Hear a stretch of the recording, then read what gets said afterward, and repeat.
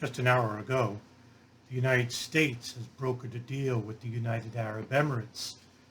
The brokerage of the deal comes at the very height of tension within the region, especially with Iranian, Israeli, U.S. and Saudi relations in the last 10 years, so to speak. The tensions have been rising the past 12 months. This deal is basically just a selfless declaration of lack of aggression on Israeli part. Israel, as we all know, has been annexing the areas of the Gaza Strip, and this has been going on for the last 20 years. Relations with the Palestinian nations, especially with the Shiites and Shia communities, countries such as Syria, Lebanon, Iraq, and of course Iran. These are the countries that right now have suffered the most, along with Yemen. The countries that have been quite aggressive toward these countries have been the United States coalition, Israel, and or the Gulf Partnership. All three are basically tentative allies for the time being. Senior Palestinian civil rights activist Hanan Ashwari called the deal frivolous. Quote, Israel declaring openly what it's been doing to Palestine illegally and persistently since the beginning of the occupation, end quote. That's coming from the Times of Israel. The annexation of the Palestinian peoples have been halted for now, but what most people are not looking at is what's going on, and this is what's been going on in the region for the past 50 years when it comes to country. We saw this in Iraq, we saw this with Afghanistan, we saw this with Syria, and now we're going to see it with Iran. With Iran, it's a little bit more illuminating. Iran has been subjugated as a terrorist supporting country. Most people who are inside the United States of the far right or extremist forms of conservatism consider Iran and not Saudi Arabia the country that imports and exports Islamic radical terrorism. Meanwhile, that's Saudi Arabia. Yes, Iran has its problems. Iran is joined by a mullah corporation as well as a president. And this has been a problem for the country in itself. But what led to those situations? And you'll partly see that it was responsibly in part to the United States overthrowing Mohammad Mossadegh in 1953, which implemented a president which was considered a puppet to the United States in Reva Pahlavi, and until his ousting, led by the uprising of the poor, the students of Iran, and then the Islamists, the extremists themselves. But we see this in Syria. We saw this in Iraq and during the 60s and 70s, where they ousted the socialists, and in replacements, you have these that take over and cater to the most subjugated peoples, which are the poor and the disenfranchised. But this is usually done from an inner turmoil which is created or fabricated, usually from the United States, Great Britain, in their war against Pan-Arabism, or Nasserism as it was called. Well, with Iran, for the last 20 years, they've been labeled as a terrorist nation, a threat to Israel, constant threat, always at war, a constant threat to U.S. allies, Saudi Arabia and the Gulf. Nothing could be further than the truth. Iran doesn't have capable nuclear facilities or weapons. They do have a strong military, and I think this is the reason why they were last on the list to be invaded by the U.S. coalition. They're a formidable country, um, formidable mountainous regions, which would make it hard for ground troops to invade.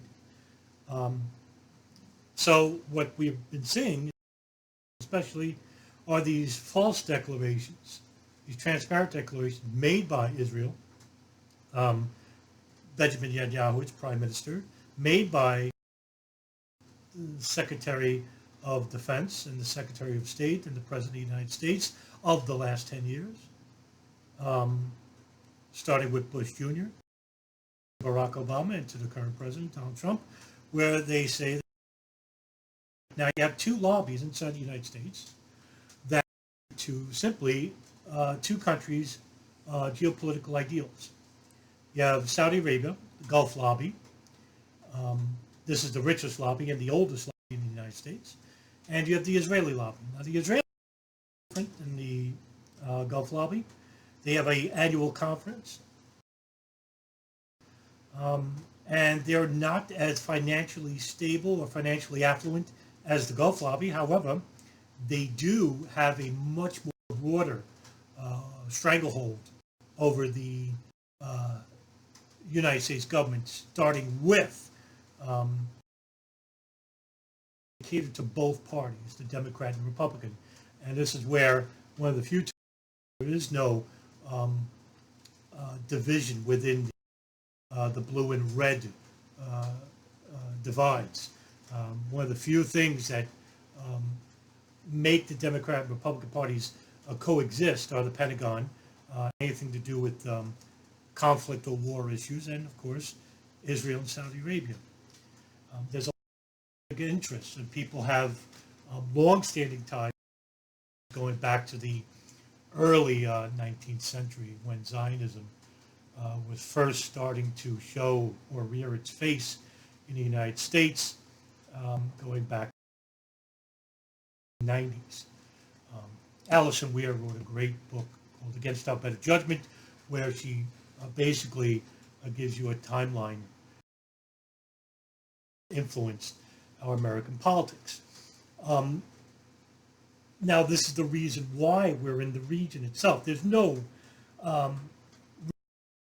should be in Afghanistan. There's no real reason why we should be in Iraq or any other Middle East or Southeast Asian country. Other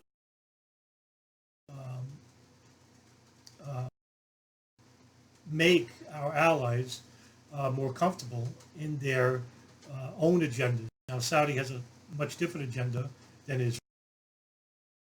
It doesn't want regional dominance. What it wants is its preconceived enemies to be eliminated by using the U.S. military. When we've been saying this, Saudi Arabia sees it as a theological warfare. Saudi Arabia led by the principles of Muhammad ibn Abdul Wahab, or as Wahhabi Islam, or as more recent Salafi Islam.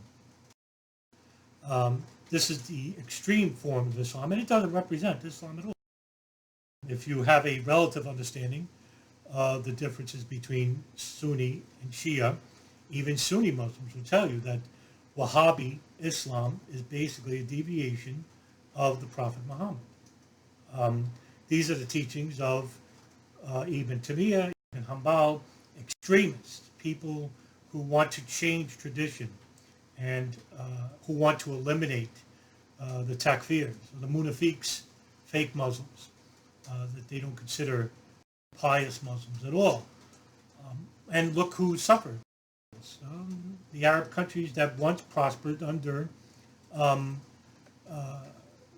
socialist leadership, countries that were prosperous and wanted to regulate the oil market for themselves. That they didn't want outsiders like the United States or Great Britain to interfere in the economics or the politics of within each of these countries. And for the last 50 years, we've been seeing this. With Iran, like I said before, this is much more obvious about what's happening. And this is how what's being played out with this country. That is the final threat to Israel and the United States, this preconceived threat. First, you basically demonize the country. You spread propaganda within the country. That's the CIA. Cause a coup if you can. And if that doesn't work, you basically create sanctions and continuing those sanctions to where the itself becomes depleted and you cause inner turmoil. This is basically lack of healthcare, proper healthcare, lack of food, lack of water, basic necessities within the neighborhoods, these poor regions, or these moderate regions of the country that are basically you want to break down internally. So you destroy the country from within, and so that they become so weak or they become so disenfranchised that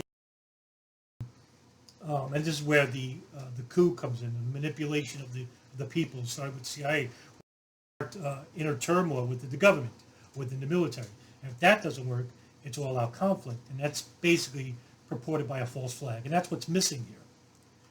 Don't be deceived by the recent this transparent fig leaf of a deal with United Arab Emirates and Israel. Israel has had tentative relationships with the Gulf, and that started with Saudi Arabia, and that's going back 10 years. What do they have in common? Nothing besides one thing: to eliminate the preconceived enemies that are a threat to in their different regards. Like I said, with Saudi Arabia, it's religion. With Israel, it's a geopolitical issue. It's a getting rid of their enemies issue by using the United States military. So I would, and by the way, yesterday, before I leave with this, just yesterday, U.S. or CENTCOM, on their Twitter page, posted of a helicopter boarding a Liberian ship called the Wheel. And I'll quote, today in international waters, Iranian, including 2 ships, and an Iranian Sea King helicopter overtook and boarded a ship called the Wheeler. We don't know whether this was basically a state of the Iranian military not knowing what this ship was doing. And this is no big deal, really. I mean, it's traveling right by the Arabian Gulf. And for the last 3 years, the United States has been implicating that it's Iranian military that are committing these egregious acts. These acts are trying to precipitate a reaction from you, the public. You will agree to this conflict. Now, what I believe, now this is something, total speculation. I think with the latest deals that we're seeing, the latest 2 years under the Trump administration, solidifying relations with Saudi Arabia, with Mohammed bin Salman, the Crown Prince, with the turmoil of the Benjamin Netanyahu party, where he's under a couple of indictments for himself. I think that these won't stop them from committing to the final declaration, which is the Iranian war. I can't stand Donald Trump. I think he's an illiterate, an imbecile, but I'm also not going to say that Biden is an upgrade. That's the transparency, that's the veil of the American people, that they actually think that anything's going to change of the more important issues relating to you, Biden or Trump, is not going to save Social Security. Biden or Trump is not going to save the continuing depletion of the Department of Education or healthcare in this country, the basic necessities that we need. so politically divided that we're going to be in total conflict with each other when it comes to the nearing of the election this year. And what I think is going to happen is Trump is going to win. Extremists of the left, these not liberals, classic liberals have nothing to do with extremism. They want you to believe those of the extreme right have nothing to do with classic conservatism. The extremists of the left will precipitate violence in the streets. The rest of the public will get tired of this and ask for enter to session. The extremists of the right will totally react in an overt way and either basically dissolute the extreme left and will have no, and the extremists of the right will be seen as heroes. They're not. The only losers here are us, the Iranian people, the Muslim people, the Shiites, the Sunnis, the rest of the world. Meanwhile, those in power, those who help manipulate us, those who have confused us, basically destroyed any type of hegemony, at least Southeast Asia, aligned with extremists in countries like Saudi Arabia, Pakistan, Israel. And this is not to say that all of Israel is basically a terrorist country. You do have secular Israelis, certain liberally religious Israelis that want to do with Likudniks or these extremist nationalists. And what's behind Netanyahu is even worse, waiting in the wings, such as Saudi Arabia. Saudi Arabia is people. However, incidentally, they're in control of the two holiest places in the Islamic world, in Mecca and Medina. And go ask any Muslim person what they think about these Arabs in the kingdom, these terrorists. No matter what you say, also don't be dismayed, don't be persuaded. Mohammed bin Salman al Saud is a reformist. There is no reform in Saudi Arabia. I mean, yes, he can give women allowed to drive, but does he ban the burqa, the niqab? Does he ban a guardian to walk around all hours of the day? Does he ban slave labor in his own country? Persians and other non-Islamic peoples who helped build that city in Riyadh? The trillions of dollars? This is a principles of Wahhab Islam, which is an extremist ideology. They were going to give up this ideology. That's real reform. Did Israel Zionism or the extremist forms of Zionism, nationalism? That's real reform. Has the United States catered to the world and apologized for the 95 or so military bases stationed in other countries where they use the CIA to subjugate and cause coups in other countries? That's real reform, destroying the CIA into the thousand winds. It's a pipe dream. It's not going to happen unless we, the people, make it happen.